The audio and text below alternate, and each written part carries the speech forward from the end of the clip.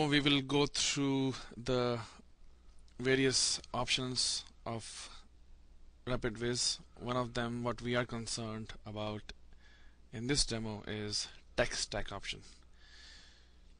This is normally used when you have to install something when you're migrating from Sun to Linux, for example, or HP to Linux. And when you do this, it will give three options: install 8i, 9i, or IIS stop.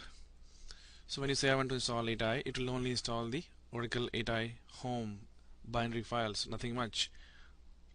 So you can specify the SID name and the port you want to use, and give the OraTop directory under which Oracle home will be installed. Give the Oracle username and the DBA as a group. Since we chose 8i install, it will install the 8i software for you. Nothing else. No database, no Appletops, no 806, only 8i database.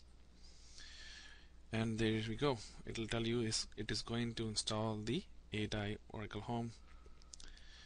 And it does run the AD run 8i.sh script. If you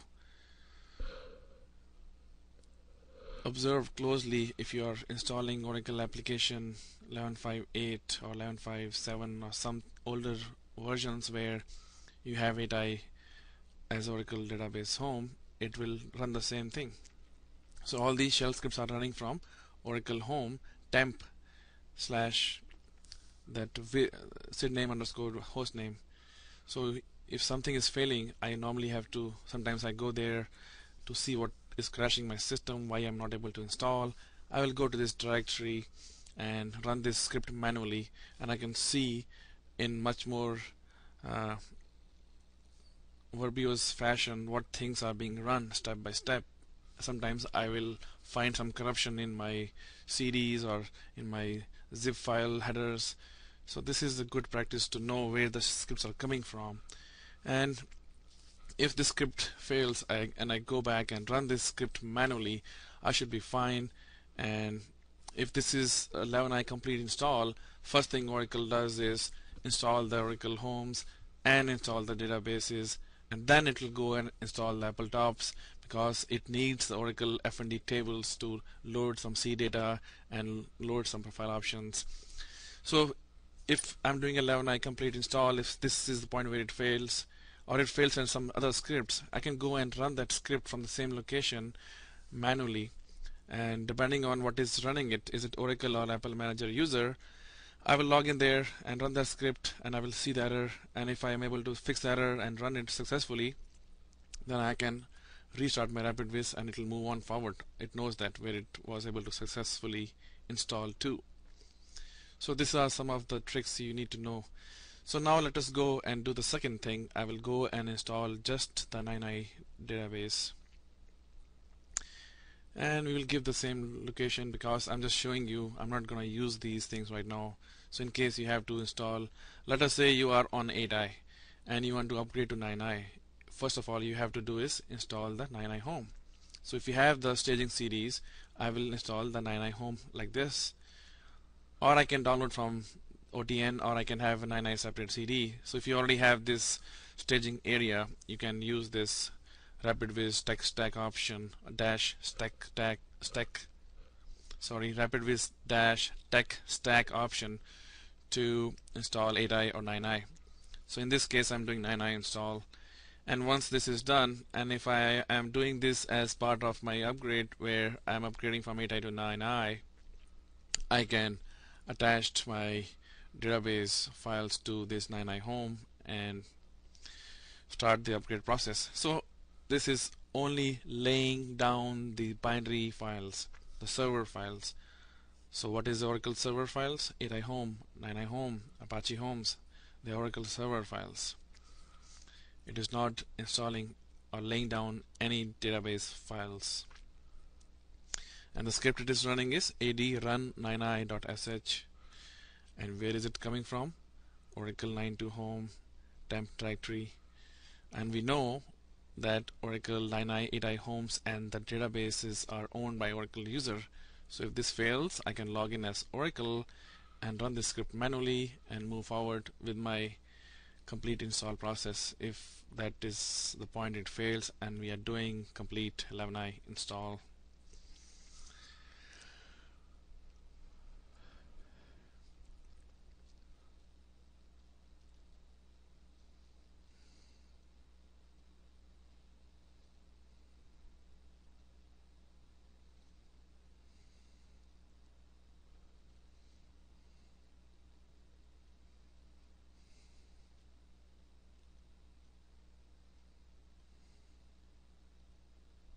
It does take some time for 9i.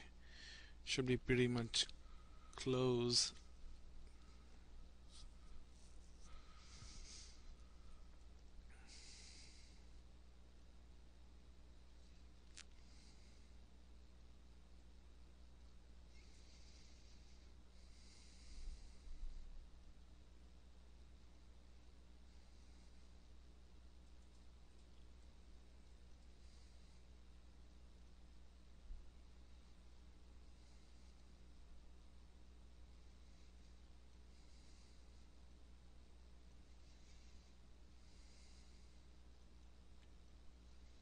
And it is done.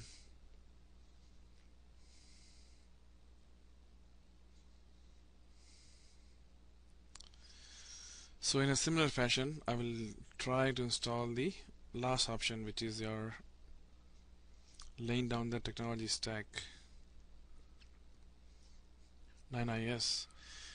So when you install 9is, it will do two things for you. It will first install IIS top as well as your Oracle 806. So it needs to find out if you have the existing application context file or not. If it is there, you must point to it, and this is required when you are doing migrating from say Sun to Linux. It will read all the context file and it will set all the Apache config files and the JServe config files while installing according to those values. So this is something what we do.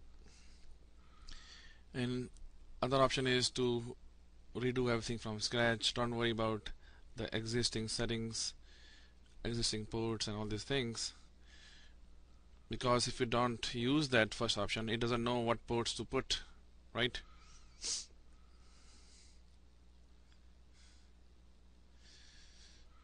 And if you don't want to go that far, if you don't want to use a context file, which we should when we are migrating from Sun to Linux, what we can do is create a new context file, because Apache and JServe ports still have to be set. There's no default ports, right? So how do we do those port settings? By creating a new context file, or by going through the process of creating a new config file. Sorry, not context file. So this is what you have already seen when you install single node or two node install. So if you're not going to use the context file, you have to go through the same process of setting up all the directories for Apple Manager, Oracle user, and creating a config file and saving it and then running it. So in that case, Apache and JServe and all those things, zone properties, will be set according to the what you have entered here. So typically when I can use this, let us say you want to do a huge upgrade which requires you to reinstall everything on IIS top, but you already are autoconfig enabled, right? So you can copy the the context file, the XML file in that some location, and choose this option to install IIS. And when it is going to ask you the context file, give that location, and then it will lay down the IIS new home with all the port information and all the settings which you had in your previous release.